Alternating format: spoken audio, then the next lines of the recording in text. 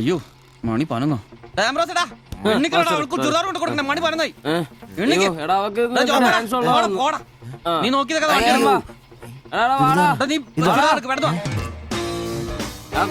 ചുരിദാറും കൊണ്ട് വാടാ വാടാ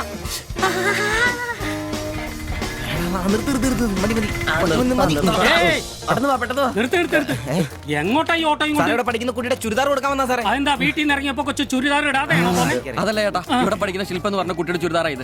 അവൾ എടുക്കാൻ മറന്നുപോയി. ഈ ചുരിദാറിട്ട് അവൾക്ക് ഇന്ന് ഇവിടെ ഡാൻസ് ഉള്ളതാ. ഞങ്ങൾ എടുത്ത് കൊണ്ടുവരാൻ പറഞ്ഞു. ഓ നേരെ പോയി വലത്തോട്ട് തിരിഞ്ഞ് ആ കാണുന്നതാണ്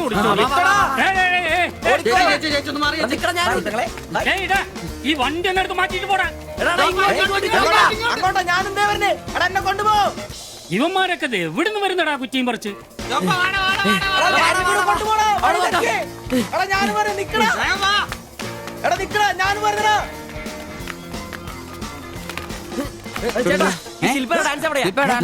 വെടിക്കെട്ട് ക്യാമറ നല്ല വെടിക്കെട്ട് പീസുകളുടെ ഐറ്റം സ്റ്റേജിന്റെ ഫ്രണ്ടിൽ പോകോ.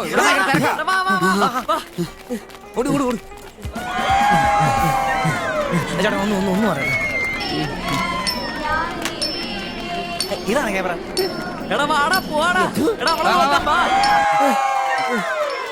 ഈ മേക്കപ്പ് ഇതിലേ പോയാ മതി. അവിടെ ശില്പ എന്ന് പറഞ്ഞ കുട്ടിയുണ്ടോ? എക്കണോമിക്സിലാണോ?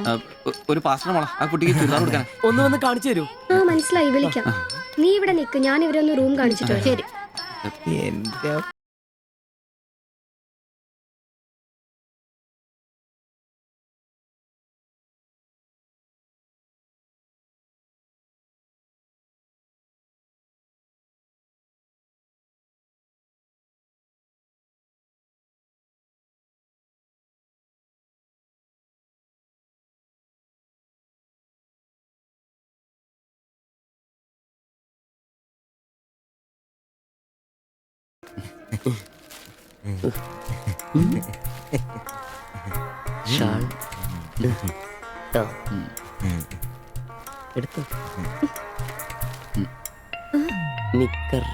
എന്താ ഇത്?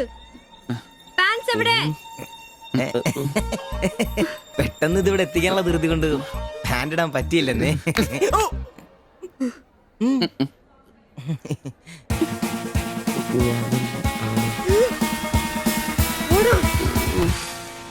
മോനെ സാധനം വല്ല ഇരിപ്പുണ്ടോ ഒന്ന് മിനുങ്ങാൻ? സാധനം ഇല്ല. ഇല്ല ഇല്ല. അതെന്താ ഈ സമയത്ത് പതിവില്ലാത്തൊരടി? അല്ലെങ്കിലും വിളിച്ചാലും വരാത്താണല്ലോ.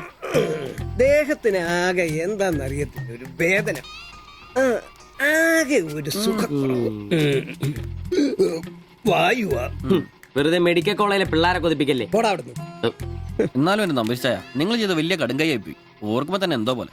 എടാ ഉവേ, ജീവിതത്തിന്റെ നല്ല കാലത്ത് ആർക്കും ഒരു പ്രയോജനം ചെയ്യാൻ പറ്റിയിട്ടില്ല. മരിച്ചു കഴിഞ്ഞെങ്കിലും ഈ ജന്മം കൊണ്ട് ആർക്കെങ്കിലും ഒരു പ്രയോജനം ഉണ്ടാകട്ടെ.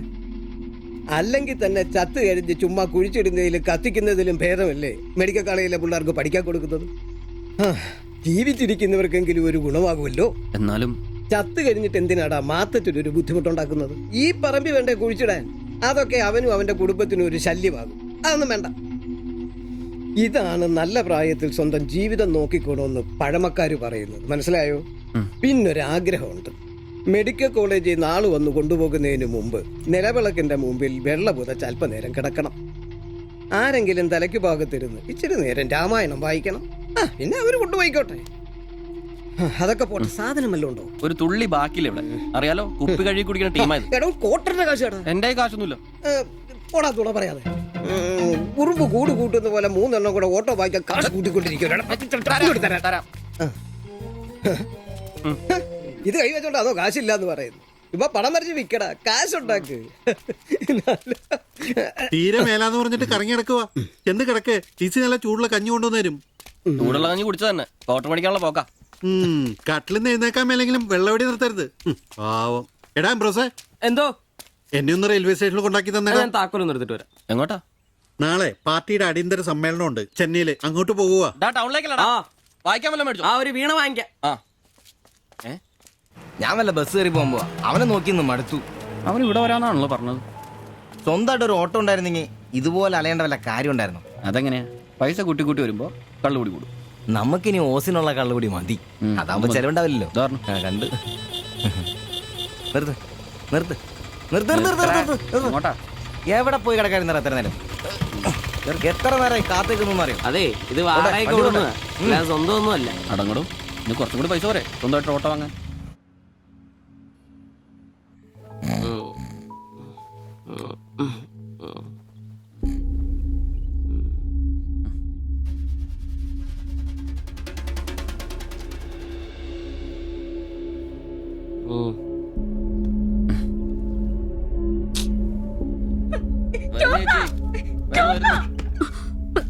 സിബി, നമ്പീശൻ ചേട്ടനെ വിളിച്ചിട്ട് എണീക്കുന്നില്ല.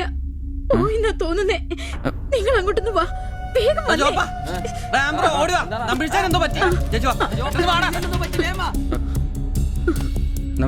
വേഗം വാടാ.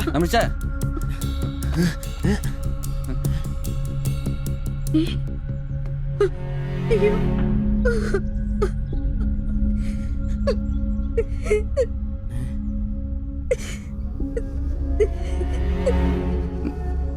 ഡോക്ടറെ വിളിച്ചിട്ടുണ്ട്, ഉടനെ വരും.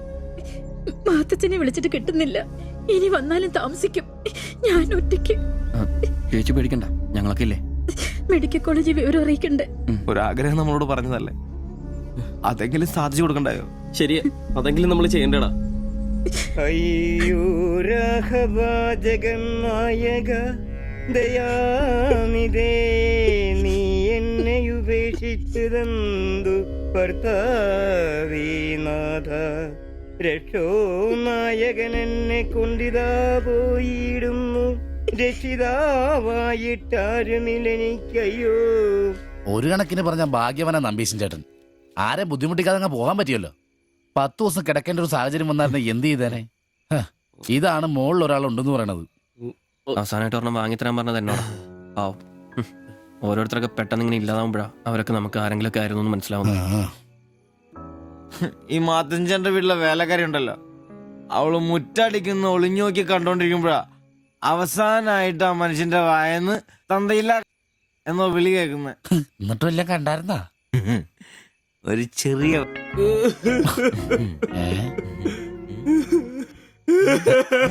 എന്താ കാര്യം എന്താന്ന്?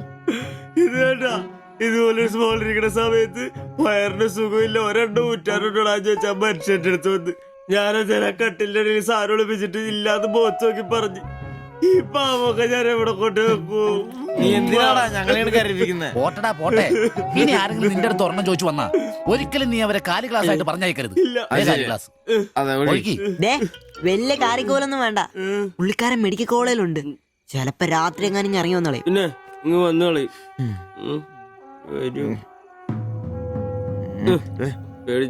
ഒരു കാര്യം ഓർക്കുമ്പോഴാ വിഷമം, ഈ ശരീരം പഠിക്കാനൊക്കെ കൊടുക്കാന്ന് പറഞ്ഞ. എന്റെ സിബി, അതൊക്കെ നല്ലൊരു കാര്യമല്ലേ. വളരെ ധീരന്മാരായ മനുഷ്യന്മാർക്ക് തോന്നുന്ന കാര്യങ്ങളാണ് അതൊക്കെ. പിന്നെ ബലിത്തറെ പോയി ഓർമ്മ പുതുക്കാനായിട്ട് ഭാര്യയും പിള്ളേരൊന്നുമില്ലല്ലോ. നല്ല സമയത്ത് പെണ്ണ് കിട്ടിയുള്ള കുഴപ്പങ്ങളാ ഇതൊക്കെ. ഈശ്വര, ഈ ബോഡി മെഡിക്കൽ കോളേജിലുള്ള മുതലാണോ? തീർന്ന അവിടെ തീർന്ന.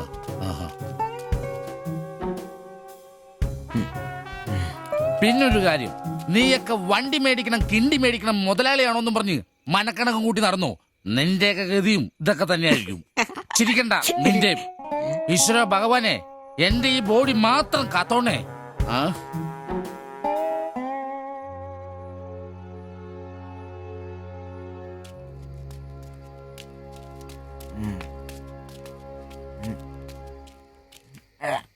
നമ്മളിങ്ങനെ പോയിട്ട് കാര്യമില്ല, കുറച്ചും കൂടി പ്ലാൻ ചെയ്യണം.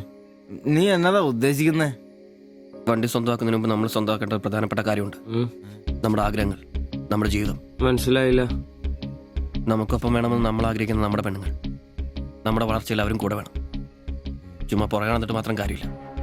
കാര്യങ്ങൾക്ക് ഒരു തീരുമാനം ഉണ്ടാവണം.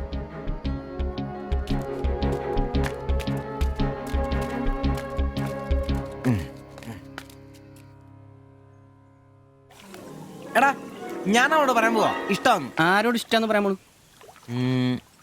എന്റെ കടയിൽ വരാറില്ലേ ആ പെടിനോട്? അങ്ങനെ തോന്നലുണ്ടെങ്കിൽ വഹിക്കണ്ട, ഒന്ന് പറഞ്ഞു നോക്ക്.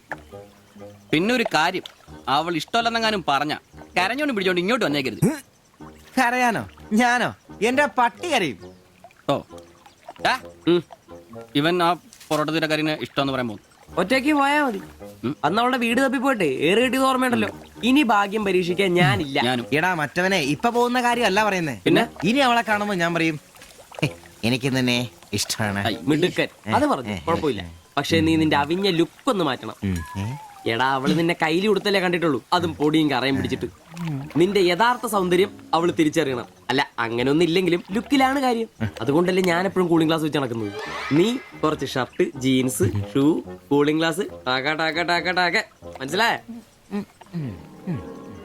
നിന്റെ സൗന്ദര്യം കണ്ട് അവള് ഞെട്ടണം.